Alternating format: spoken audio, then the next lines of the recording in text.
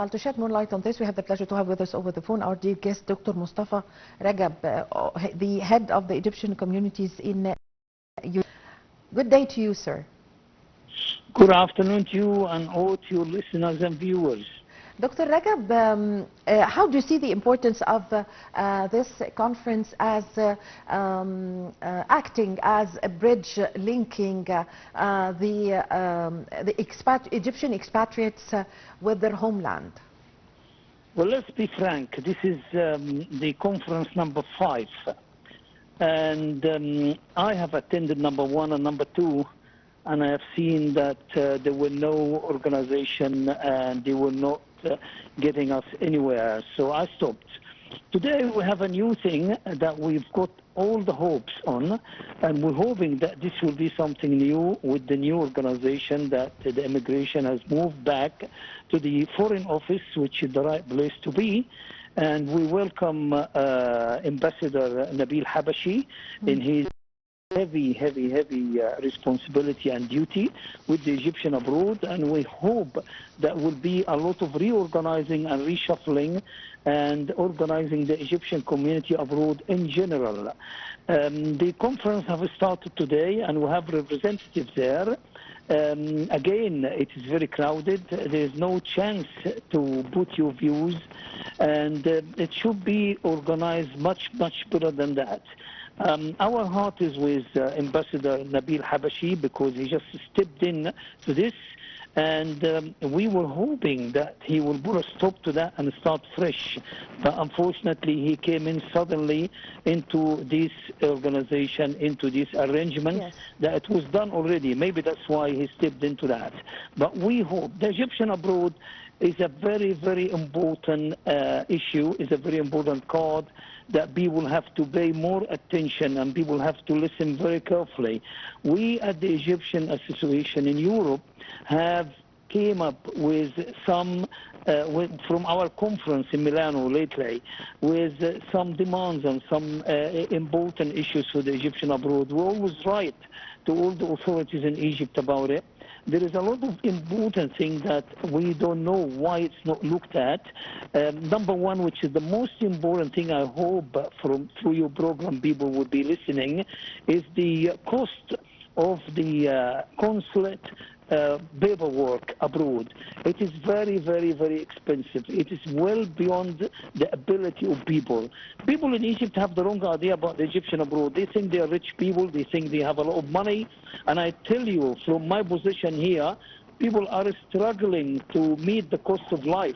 The cost of life is very difficult in Europe in general. In the UK, it's unbelievable. People are struggling badly. So when we charge them that much money, for example, I can renew my ID card in Egypt will cost me 3 sterling pounds. And if I renew it in the UK, it will cost me 70 sterling pounds. The difference is huge. When I renew my passport in Egypt, the cost is 1,000 Egyptian pounds. Abroad in the UK, it's 250 sterling. So the difference is huge. This is one of the most important issues, and we do not want the enemies of Egypt abroad to use these issues to get sympathy for them, and we lose a lot in that.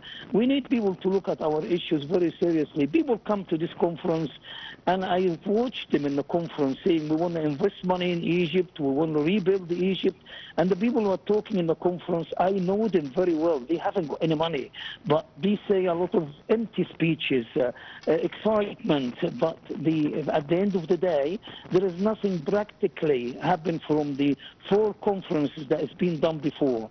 This is number 5, and we hope that Ambassador Nabil Habashi will look at what happened in this conference and will rethink and restart again, because this issue for the Egyptian abroad has to be looked at more carefully.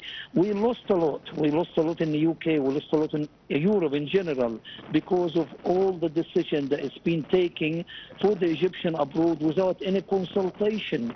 Consultation, one of the most important issues you have to do before you take any decision. You have to consult with the people to come up with the best result and the best decision.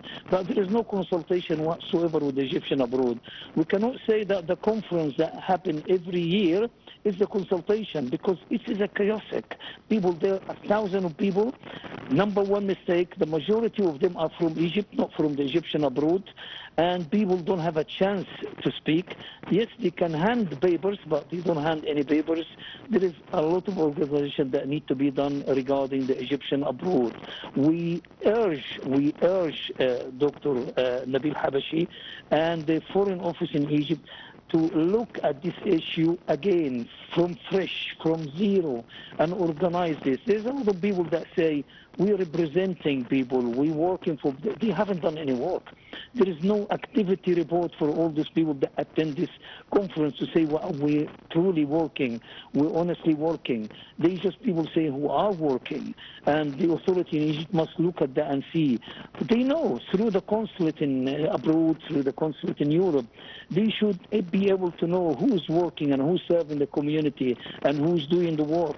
We need reorganization. We really hope that Dr. Nabil Habashi, with the heavy responsibility that he carried on his shoulder just lately, just now, that we promise to help him, we promise to stand by him, we promise to do anything that needs to be done to look very carefully at the issues that concern the Egyptian abroad. The issue that concerns the Egyptian abroad in Europe is completely different than the Arab world.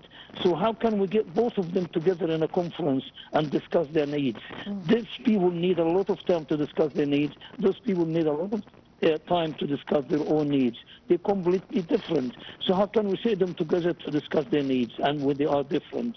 I'm sorry, but it is a hell of a lot of work need to be done, and we have all our hope on Dr. Nabil Habashi, and he has got all our support and all our help, whatever it needs, to reorganize and have seen to this issue, to improve the service that has been provided to Egyptian abroad, to have something more concrete, to have something more effective.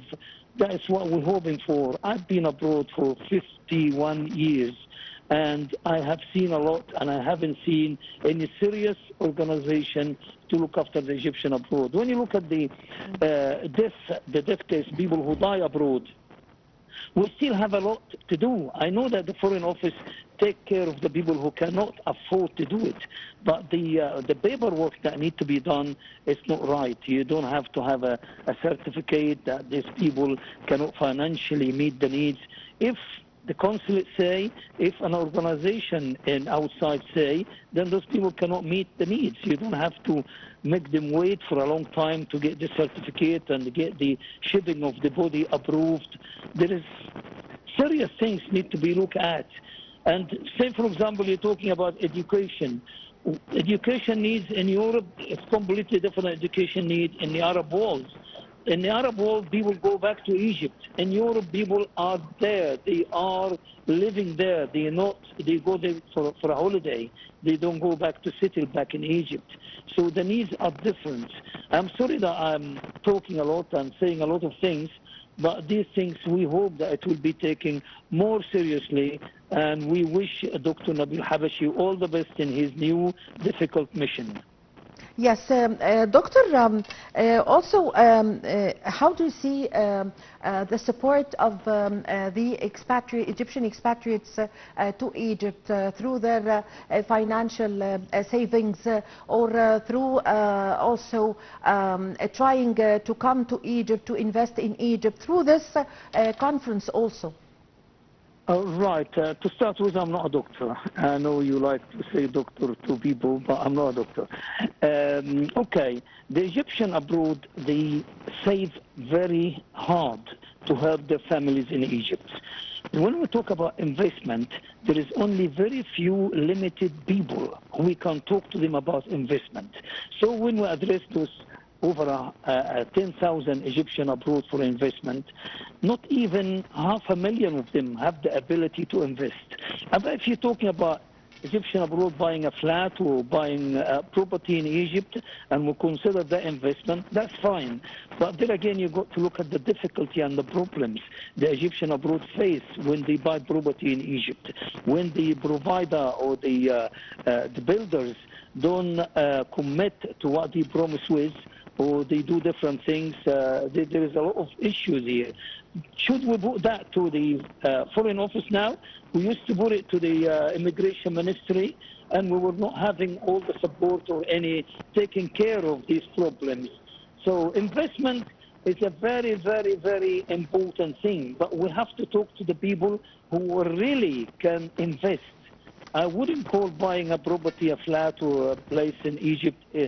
People say, yes, this is investment, fine. But when you talk about investment, about big projects, Yes. who can handle Yes. these big projects in Egypt? They are selective people, and they are known. So why do we call for a conference that 1,000 people come in? Yes. I thank you very much for your time. Thank you for your valuable information. Dr. Mostafa Ragab, head of the Egyptian communities abroad. Ladies and gentlemen, a short break and I'm going to be back with you.